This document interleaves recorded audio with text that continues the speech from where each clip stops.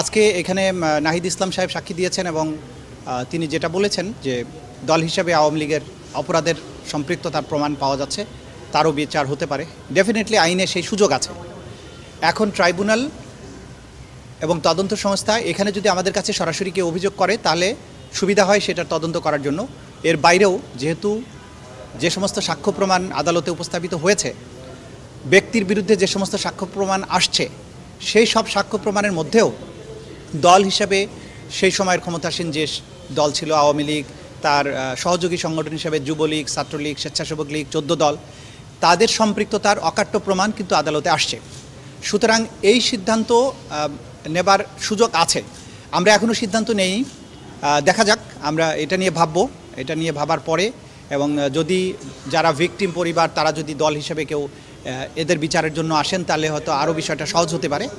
কিন্তু এই ব্যাপারে আমরা এখনও চিন্তাভাবনা করিনি। চিন্তাভাবনা করার পরে এই ব্যাপারে যথাসময়ে যথা সিদ্ধান্ত গ্রহণ করা হবে। তদন্ত সংস্থায় আমাদের আইনটা হচ্ছে যে তদন্ত সংস্থার কাছে যদি কোনো ফর্মে তাদের কাছে ইনফরমেশন আসে, তদন্ত সংস্থা যদি জানতে পারে যে এই ধরনের অপরাধ কোনো ব্যক্তি অথবা কোনো গোষ্ঠী অথবা কোনো দল, কোনো সংগঠন, কোনো এজেন্সি করেছে, তাহলেই সেটার বিরুদ্ধে তিনি তদন্ত শুরু করতে পারেন।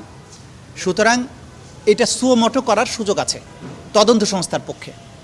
তো এর বাইরেও কিন্তু এই সুমোটো সুযোগ থাকার পরেও ভিকটিম পরিবার এবং সারা বাংলাদেশে যারা আন্দোলনে অংশগ্রহণ করেছিলেন তারা কিন্তু সরাসরি অভিযোগ নিয়েও এসেছেন, তারা সাক্ষীও দিয়েছেন, সেটার ভিত্তিতেও তদন্ত হয়েছে। দু ধরনের পথই উন্মুক্ত আছে। কোন পথে আমরা যাব বা তদন্ত সংস্থা যাবে সেটা যথাসময়ে হয়তো আপনারা জানতে পারেন। আমি বুঝি নির্মাণের শিল্প, সালাম স্টিল বোঝে ডিউরেবিলিটি। সালাম স্টিল মোস্ট ডিউরেবল স্টিল।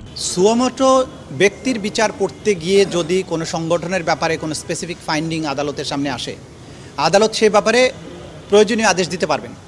কিন্তু একটা সংগঠনের বিরুদ্ধে স্পেসিফিক্যালি সংগঠনকে আসামি করে মামলা করার যে বিধান পরবর্তীতে আইনে সংযুক্ত হয়েছে, সেটার জন্য কিন্তু তার বিরুদ্ধে তদন্ত হতে হবে, তার বিরুদ্ধে চার্জশিট দাখিল হতে হবে, তারপরে ফর্মাল চার্জ দাখিল করতে হবে, সেটা আরেকটা প্রক্রিয়া। কিন্তু ব্যক্তির বিচারের মধ্যে কোনো সংগঠনের সম্পৃক্ততা আসতেই পারে, সেই সময় সেই সংগঠনের ব্যাপারেও কিন্তু আদালত ফাইন্ডিং দিতে পারে।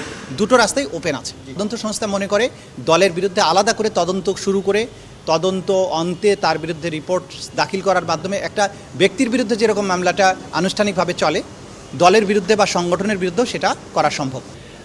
আমাদের তো নিজের থেকে সিদ্ধান্ত নেওয়ার দরকার নেই, আইন তার নিজস্ব গতিতে চলবে। আর নির্বাচন আসলো কি আসলো না বিচারিক কার্যক্রমে আমরা সেটাও আমাদের ভাবার প্রয়োজন নেই বা সুযোগও নেই। আইন নিজস্ব গতিতে চলবে। আইনের প্রয়োজনে, ন্যায় বিচারের প্রয়োজনে যখন যেটা করা দরকার হবে সেটা তদন্ত সংস্থা করবে, ট্রাইব্যুনালও করবে।